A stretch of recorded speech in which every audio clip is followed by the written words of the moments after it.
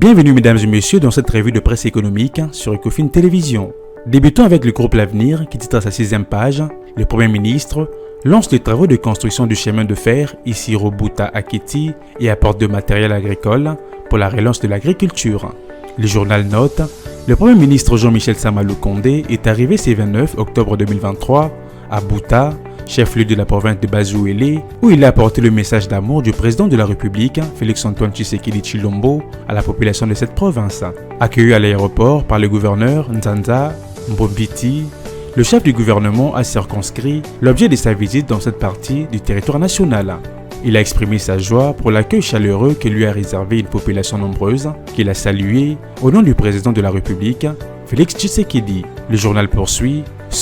avant d'affirmer être au courant de l'état de délabrement de la route Buta-Kisangani, en promettant de se pencher personnellement pour sa réhabilitation. Le confrère souligne, à propos de l'électricité, le chef du gouvernement a promis un groupe électrogène. Avant le 20 décembre, il a évoqué les réalisations du quinquennat du président de la République en faveur de la population, dont la gratuité de l'enseignement, avec la construction de 36 écoles primaires dans le Bazuélé, dans le cadre du PDL 145 territoires. Les programmes de la couverture santé universelle, avec le début à Kinshasa de la gratuité de la maternité, mais qui devra s'étendre dans toutes les provinces.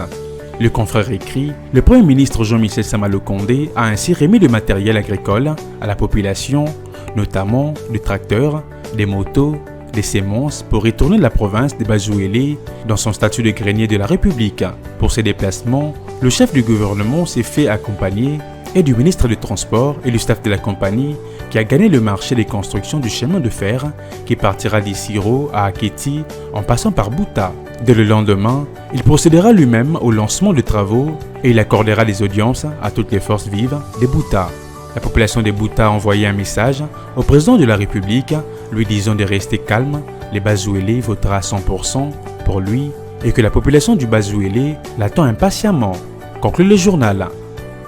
Terminons cette revue de presse avec Africa News qui titre à sa 10e page « Lancement du concours de recrutement des 706 agents pour le secrétariat général des personnes vivant avec handicap ». Le journal écrit « Dans le cadre du rajeunissement qualitatif et quantitatif de l'administration publique RD congolaise, exigé par la réforme en cours, le gouvernement de la République annonce le lancement du concours de recrutement des 706 agents publics de l'État pour le secrétariat général des personnes vivant avec handicap, PVH en sigle. Selon le communiqué de la vice-primature en charge de la fonction publique,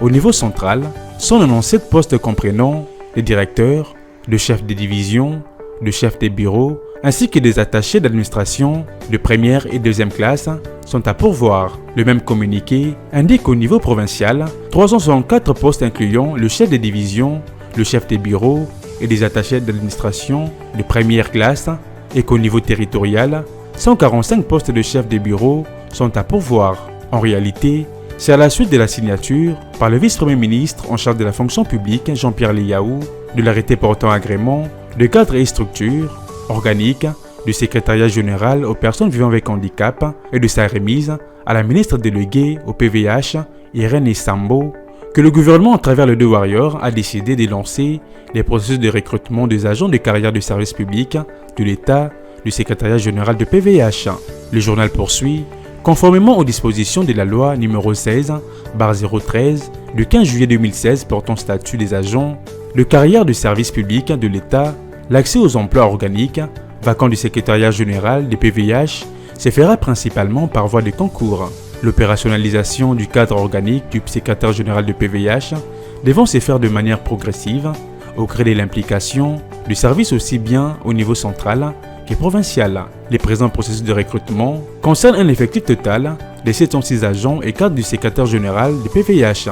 Le journal conclut, dans le but de respecter les principes d'égalité de tous à l'accès aux emplois publics, ce concours, voulu compétitif, impartial et méritocratique, est ouvert à toute personne remplissant les critères requis tels que renseignés de l'appel à candidature. Fin de cette revue de presse économique sur Ecofin Télévision, mesdames et messieurs, merci de l'avoir suivi.